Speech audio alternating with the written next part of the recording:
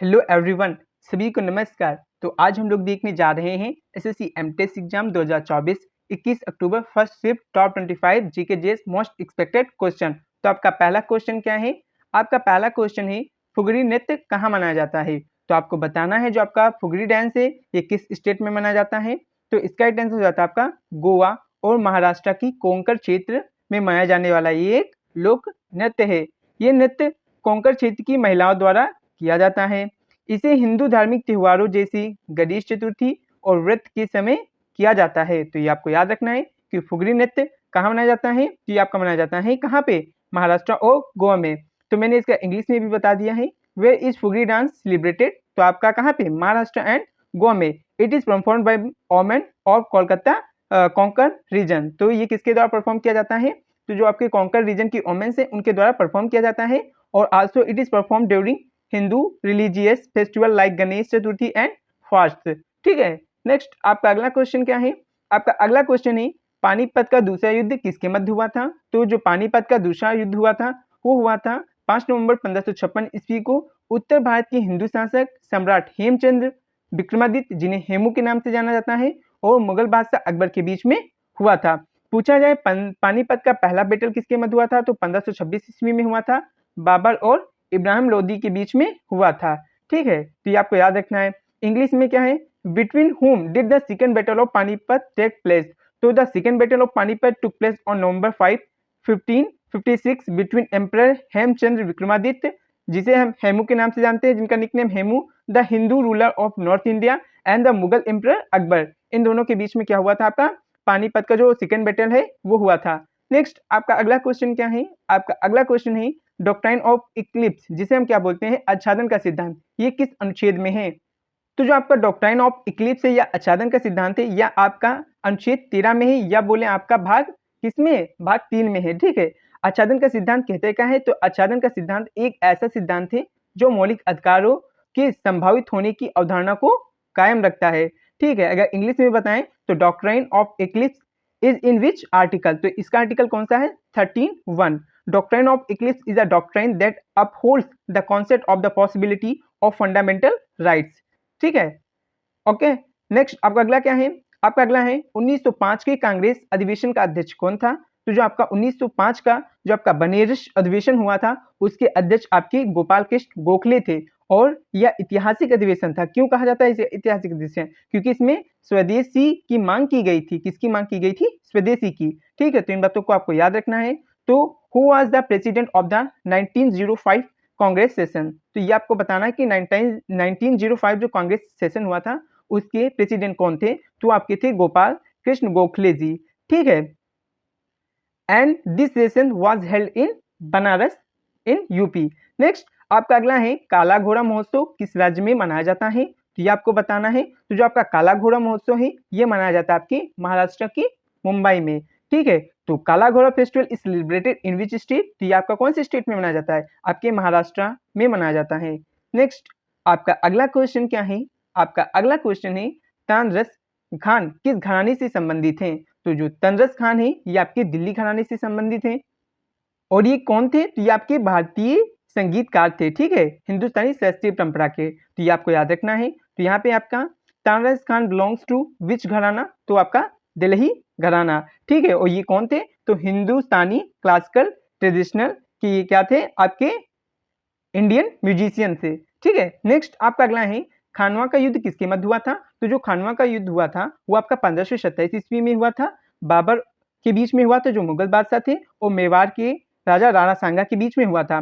पूछा जाए आपका जो 1526 ईस्वी में युद्ध हुआ था ये कौन सा युद्ध हुआ था? तो ये पानीपत का पहला युद्ध था जो हुआ था आपके किसके बीच? बाबर और इब्राहिम लोदी के बीच। इब्राहिम लोदी को बाबर ने हरा दिया था। ठीक है, और आपका 1528 ईस्वी में कौन सा हुआ था? तो ये हुआ था चंदेरी का युद्ध जो हुआ था बाबर और किसके बीच? मेदिनी राय के बीच, जिसमें बाबर ही जीता था। और फिर हुआ था 1529 में आपका घाघरा का युद्ध जो हुआ था अफगानों की संयुक्त सेना के बीच में, इसमें भी बाबर जीता था। तो चारों जो बैटल हुए थे जिसमें बाबर ही क्या हुआ था? जीता था। ये आपको याद रखना है। अब इसका इंग्लिश में देख लेते हैं। Battle of Khanwa was fought between whom? तो the battle of Khanwa was fought between Mughal emperor Babur and Rana Sanga of Mewar on March 16 आपका 1527 में। नेक्स्ट आपका अगला क्वेश्चन है सुबनसिरी नदी किसकी सहायक नदी है? तो जो आपकी सुबनसिरी नदी है ये आपकी किसकी है? ब्रह्मपुत्र नदी की सबसे बड़ी उपनदी है और ये आपके असम व अरुणाचल प्रदेश राज्यों तथा तिब्बत में बहने वाली एक नदी है, ये भी आपको याद रखना है। तो Subansiri river is a tributary of which river? तो ये किसकी ट्रिब्यूटरी है? ये आपकी हो गई ब्रह्मपुत्र रिवर की ट्रिब्यूटरी, तो ये आपको याद रखना है। नेक्स्ट आपका अगला क्वेश्चन क्या है? आपका अगला क्वेश्चन है आपका साल 2022 में बेस्ट कोरियोग्राफर का नेशनल अवार्ड किसे मिला था? तो जो आपका साल 2022 था उसमें फिल्म तिरुचित्रम्बलम के लिए कोरियोग्राफर सतीश कृष्णन को बेस्ट कोरियोग्राफी का नेशनल फिल्म अवार्ड मिला था। तो किसे मिला था? ये आपका मिला था किसको? सतीश कृष्णन को। किस मूवी में? तिरुचित्रम्बलम में। ठीक है, सतीश ने इस फिल्म में कोरियोग्राफी की थी। ठीक है, तो ये आपको याद रखना है। तो यहाँ पे है आपका इंग्लिश में क्या बताया गया है? Who got the national award for best choreographer in the year 2022? तो आपको बताना है कि जो आपका ईयर 2022 है उसमें बेस्ट कोरियोग्राफर का अवार्ड किसे मिला है? तो आपका इसमें क्या हो जाएगा? In the year 2022 choreographer Satish Krishnan got the national film award for the best choreography for the film Thiruchitrambalam. Satish did the choreography in this film. ठीक है, तो ये आपको याद रखना है। नेक्स्ट आपका अगला क्या है? आपका MPI मतलब मल्टी डायमेंशनल पॉवर्टी इंडेक्स के अनुसार 2023 में सबसे गरीब राज्य कौन सा था? तो जो आपका मल्टी पॉवर्टी इंडेक्स है इसके अनुसार जो बहुआयामी गरीबी सूचकांक है इसके अनुसार जो आपका सबसे अधिक गरीब राज्य था 2023 में वो था बिहार। बिहार के बाद झारखंड, झारखंड के बाद यूपी। तो ये आपको याद रखना है। तो यहाँ मैं देख लेता हूँ कि राज्य और उसमें जो बहुआयामी गरीबी में रहने वाले आबादी का प्रतिशत क्या है। तो आपका राज्य जैसे बिहार है, यहाँ पे कितनी आबादी आपकी बहुआयामी गरीबी में रहती है? तो आपकी 33.76%। झारखंड में आपकी 28.81%। और अगर पूछा जाए जो आपका मल्टी डायमेंशनल पॉवर्टी इंडेक्स है इसके अनुसार अगर पूछा जाए सबसे अमीर राज्य कौन सा है तो वो आपका है कौन सा? वो आपका हो जाएगा महाराष्ट्र। और अगर पूछा जाए जो आपके MPI है इसके अनुसार सबसे अमीर और सबसे गरीब केंद्र शासित प्रदेश कौन सा है? तो सबसे अमीर आपका दिल्ली और सबसे आपका गरीब जो है आपका दमन और दीव है। ठीक है, तो ये आपको याद रखना है। और अगर आपसे पूछा जाए जो ये MPI होती है ये इंडेक्स जो जारी करती है किस बेसिस पे करती है? तो ये आपकी जारी करती है शिक्षा, स्वास्थ्य और जो जीवन स्तर है आदि मापदंडों के आधार पर ये क्या करती है? जारी करती है आपकी multi dimensional poverty index. Next आपका है इसी में which was the poorest state in 2023 according to MPI? तो आपका कौन सा है? बिहार। ये आपको याद रखना है। ठीक है, नेक्स्ट आपका अगला है वाइब्रेंट विलेज प्रोग्राम का जो शुभंकर है किसने किया था? तो जो वाइब्रेंट विलेज प्रोग्राम है इसका शुभंकर जो किया है वो किया है केंद्रीय गृह एवं सहकारिता मंत्री अमित शाह द्वारा। ठीक है, कहाँ किया गया है? तो अरुणाचल प्रदेश में किया गया है।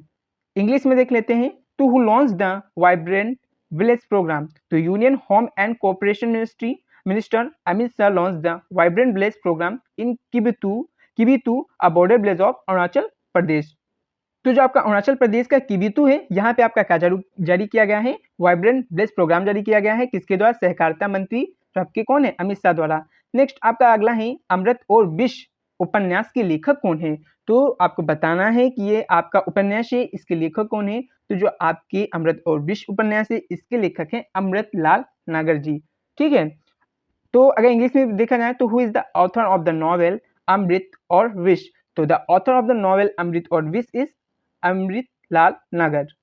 नेक्स्ट आपका अगला क्या है? तो इसी के साथ ये वीडियो यहीं पे समाप्त होती है। अगर वीडियो अच्छी लगी हो तो लाइक करें, सब्सक्राइब करें एंड शेयर करें और PDF लेने के लिए डिस्क्रिप्शन में दी गई टेलीग्राम के लिंक पे क्लिक करके ज्वाइन करें।